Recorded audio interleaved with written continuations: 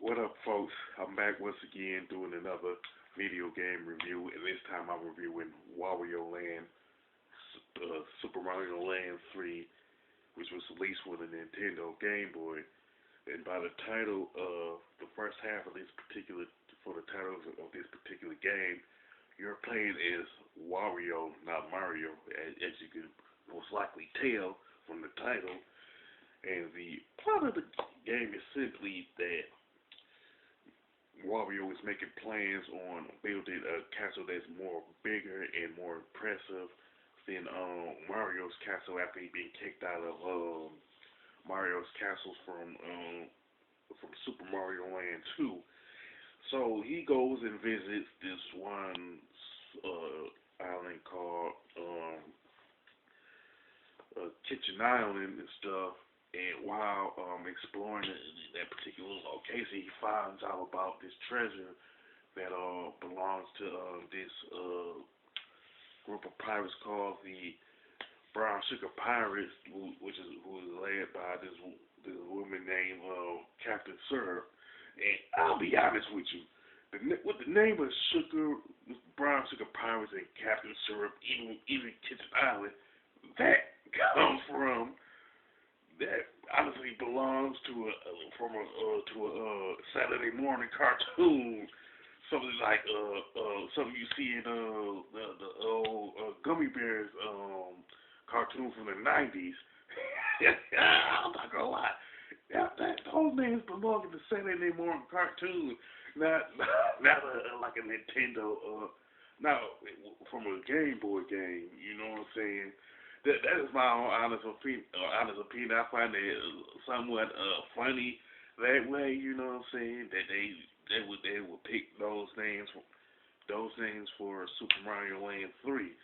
But that is my honest opinion. I thought it was kind of funny, you know. But anyway, there's like 7 locations within the game that you go visit, which is like divided up into 20 courses or stages, you know, which are Rice Beach, Mount Teapot. Then you return back to Rice Beach.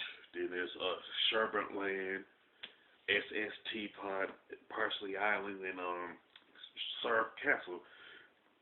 Like much like the name of the pirates and Captain Syrup, the name of these locations belonged in the Saturday morning cartoon from the '90s. You know what I'm saying? Now a lot of the enemies in this game, I'll say pretty much all of the enemies that you face in this game are practically new. You're not gonna find any of the Koopa Troopers, Goombas, and none of them from the Super Mario Brothers universe in this particular game. And you pretty much start off big like Super Mario 2. Plus, you can pick up enemies and throw them at another one. Pretty similar to Super Mario 2 for the NES. Now, with this particular game, Wario's powers are actually four different hats, which are hard hat, a hat with bull horns, a hat called the Jet Hat, and a Dragon Hat. Now the hard hat allows Wario to charge and take out enemies. The charge is pretty much a random charge where you take out enemies and destroy blocks. Now with the bull horn, you got like an improved charge, and it's the attack called the ground pound attack.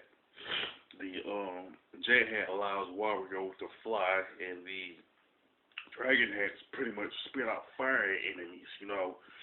So I like these particular hats that Wario is able to use.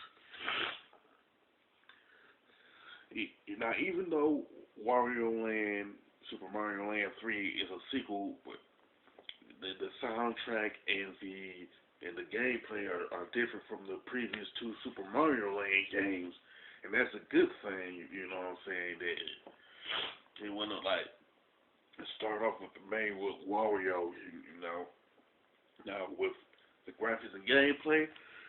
Well, well, I'll keep saying starting off with the gameplay with the graphics. But anyway, the graphics and level design for Wario Land, yeah, are pretty good, and Nintendo honestly put some effort into these two things for Super Mario Land 3, and the Nintendo pretty much um went in a went in a different direction with the gameplay, with of course with the hats and the fact that you're able to pick up the enemies the way that you can, and it's a good thing. And I like and I honestly like the gameplay to this game. You know, especially like with the hats and stuff, to what you can do with these once you get these hats. You know, and the soundtrack, and I honestly like the soundtrack to this game. Pretty much like the other two Super Mario Land games, this one, the soundtrack to this game is excellent, and it honestly fits Wario, fits the game, and it fits Wario's like character personality as an anti-hero. You know what I'm saying? Honestly, this Wario Land, Super Mario Land 3 is one of the best Game Boy games to be released on the Game Boy. And any complaints that I could honestly that I could think of would come off as nitpicking, in my honest opinion. And as far as the score, I would definitely give it a 9, because let's face it, there's literally no major complaints that I have with this particular game. You know. Now, with that being said, if you honestly like Wario Land, Super Mario Land 3, you can mention in the comment section. If you honestly think that it's like way better than the first two Super Mario Land games, you can mention that also.